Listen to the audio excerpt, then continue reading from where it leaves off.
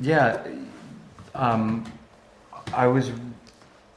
Dario wrote a Matt Murdock at the beginning of season 2, who is really beaten down, really disillusioned, really doubtful, and struggling more than anything, struggling to have any confidence in his decision-making process.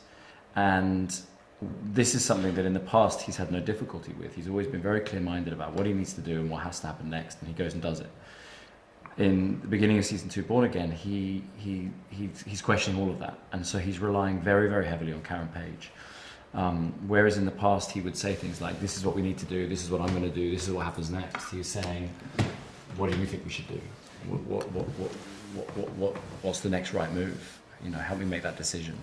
And I just find that to be really kind of like an interesting way to view a superhero, someone who's that doubtful, that vulnerable. So that was kind of new and fun. Yeah, I mean, I think there's a couple of events in the second season that I never imagined happening. One is like mid-season. There's a boxing match and it ends badly. I'm still trying to reckon with that, just as the actor. But then the end, I guess I always kind of knew inevitably that it would end the way it does in the second season. But I didn't imagine how particularly. And so it's very different to see what happens to him at the end of the second season. It's a very different feel. So it's cool. And I think we pick up from that that's all of those two events have done to him. We pick up in the third season. You get to meet him and what he's become after that. Well, you're right. We don't have a lot of scenes together, and therefore, when we do come together, it's usually a very pivotal moment within this season. So a lot has been building towards this moment, and then there are fireworks. And so those days on set are always really exhilarating and exciting, and we're acutely aware that these moments are likely to be the kind of iconic moments within a season, the things that fans remember and think about a lot when these two come together. So it's it's really important we get it right. Yeah. And so there's an added pressure, I think, with those scenes. But it's also, those are the days where they're often such cool scenes, and there's a couple in this season that those are the days where you kind of have to pinch yourself and be reminded of how cool your job is, and this is the stuff that for the next 2, 3, 4 years, maybe a decade or more, fans are going to ask you about and talk about and reference. So yeah, it's pretty cool. Yeah, and I think just to come off of what Charlie just said, I think that our approach to those particular scenes that we're talking about when the two of us come together, when Charlie said they have to be done correctly, it's very true. We have to, by the time we're there on set actually performing them, there's been a lot of discussion, and a lot of little changes, and a lot of we just want it to be the best thing that happens in that episode for sure, if not the whole season, when two of us come together. So we put a lot of work into it before we shoot it, and it just has to be perfect.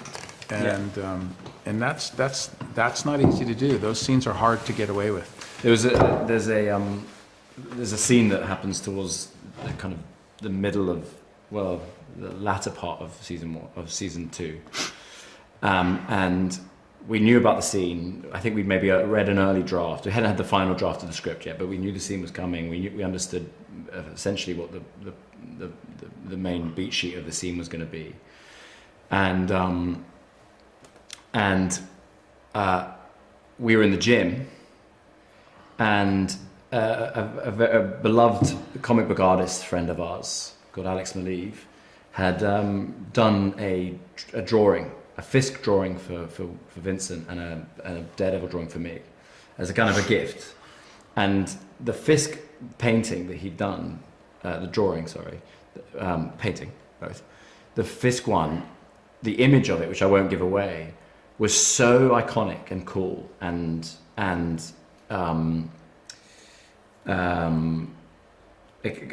of inventive that we mentioned it to the stunt department, but we also mentioned it to the filmmakers, and they managed to get that into the show. That they built a rig so that the camera could recreate that image, recreate the shot as the beginning of the scene in question. So that's kind of the level of detail that we're thinking about sometimes when it comes to those particular scenes. It's anything really cool, to make it more fun, more entertaining, Yeah. and more interesting and more multi-level. It's really cool. Yeah, it was really cool. Sets it apart from anything that came before it. I think there are two story points which make it. Oh, for sure. Yeah. There are two story points that make it unique. Yeah. There's a one thing in particular I didn't think it would ever happen. It definitely not. I just didn't think it would ever happen. I never thought of it. Which one are you talking about? I'm talking about the courtroom. I'm wondering. What are you talking about? No. You're right. There's two. Yeah. Did you hear that? No, but I was just interested when you said one thing that you never thought would happen. I was wondering which one you were actually thinking about. Yeah. But also, But you know, neither. I didn't Both think of them. that. No, I was so shocked when I heard Yeah. about one of them that I haven't Yeah. been able to get over it still. But Yeah. He's had an unbelievably difficult role to play because he's coming to the show years after we started, and he was not around for the beginning of the first season, and he was brought on when Marvel decided to take the show in a slightly different direction to kind of, for lack of a better word, Frankenstein together the first season and kind of push it in a different direction, much closer to where we wanted to end up and where we are now. So it's very difficult to overemphasize what a tremendous job that it is that he's done. When they pitched to us, how they were going to about turn on season one, the fact that they were going to move the episodes that we currently had shot, move them, instead of being 1 to 6, they would become 2 to 7. They would write a pilot that would help explain how we get to the new 2, and then they write 2 episodes as a double finale, episodes 8 and 9, and then we'd be allowed a few scenes in the existing episodes to try and tie it all together. I just remember thinking, this is a car crash. This is not going to work. It's going to feel like a Frankenstein. It's going to feel so disjointed. And I just, and then we went about it, and like good soldiers, we did the work we do, and we tried to kind of get on board as much as possible. And to his credit, also you've got to mention Aaron and Justin, the directors who came in, the amazing directors who came in and did those 3 episodes, and also the first 2 episodes of season 2.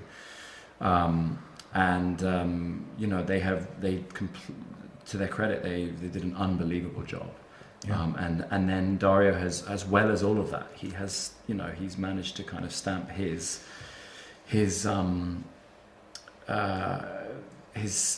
managed to put his DNA into the show as well. So it feels authentic. It feels like it's being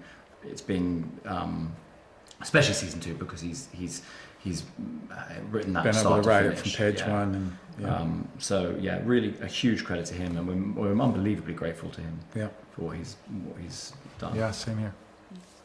What can the fans look forward to in the latest season? In season 2.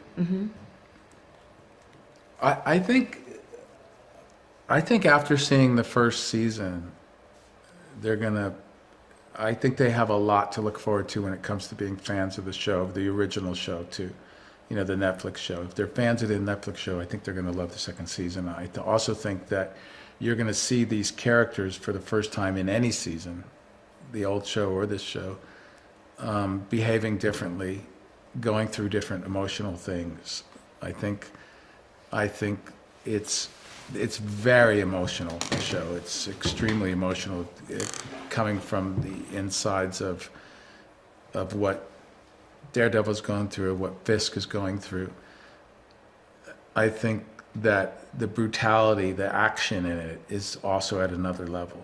And the way in which the story is told through the action and the brutality of that. I think the fact that New York has always sort of been a Hell's Kitchen has always sort of been a character in the show, but New York City is, including Hell's Kitchen, is definitely a character in the show this time, the people of New York City. And I think that they can look forward to a really interesting season. So after the rise of the Kingpin, the kind of Wilson Fisk almighty at the end of season 1, we pick up 6 months later, and Matt and Karen are kind of the rallying point of a resistance. And Matt is out there wreaking havoc against the Fisk administration. They're being hunted. They're underground. The task force is stronger than it's ever been. And what we're seeing in season 2 is the fight against the Fisk administration. I guess it's like, okay, it's the big fight. It's finally Matt and Fisk fully unmasking themselves by putting their masks, by their suits back on. Yeah. And I think that's what's going to be really fun to. It's really fun to see, and it's also great action, great characters. We're able to dig into all of the other character storylines we weren't able to do in season 1. And we take it to really unexpected places. Yeah, I mean, so one of the big influences for me was a Pierre Melville film called Army of Shadows about the French resistance. You know, somebody misquoted it as like, they're doing a French Revolution story. No, French resistance. French resistance story, yes. I'm really interested in the rise of an autocrat. It was one of the things that we wanted to dig into when we built the Fisk administration, whether it's Nero, Pinochet, Franco, doesn't matter. But the resistances that push back and the undergrounds that form, these kind of shadowy cliques that lend themselves to vigilantes that push back against oppressive regimes, that became kind of, I don't know how to explain it, that was one of those things research-wise. I just went into 40s, 50s, noir, 30s, movies like Army of Shadows, that kind of world. There's a lot of what I would call French film noir in this story. Yeah, and the comics had the Mayor Fisk run, which went into the Devil's Reign run, which was ultimately about Fisk versus the vigilantes and Fisk versus Daredevil, and so that story was very much there. When the system is now run by a villain, it becomes corrupt, and so who fights against that system? So it was a great combination of comics that we'd already created and the lessons of history. I mean, I think we knew we were going to do that straight out the gate. Now that he's operating in the shadows, the idea of a blacked out costume, we embrace that. The interlocking Ds being there to let Fisk know who's the one causing trouble, that was part of it. And then Vizdev and Emily Gunshore, our costume designer, the idea came up of the spray paint is wearing off throughout the season. And that, I can't take any credit for that. That was just one of those super cool things of like, oh, here's what it looks like in the beginning. Yeah. Here's where we're going. And as a metaphor for this armor being peeled away, being chipped away until there's just a person underneath. That was pretty cool. Yeah, it's really ripped out straight from the comics. Like there's a couple of great keyframe images, splash page images from the comics that we're able to take away. But the first I think paparazzi shot that ended up leaking of the suit, which we're like, oh, we can't have anyone see the suit, and it leaked, and I was like, oh, it actually looks pretty cool because it was like Daredevil, and there's like fire behind him. I'm like, this is great. Okay, this works. We could have. Yeah, I think the question was like, did we do that? Did we do it? We're like, no, it worked out. It's win or die. I mean, I think a character says that at one point. So putting Karen in a place where she's way more physical, she's way more tactical, she's she's just more of a hero.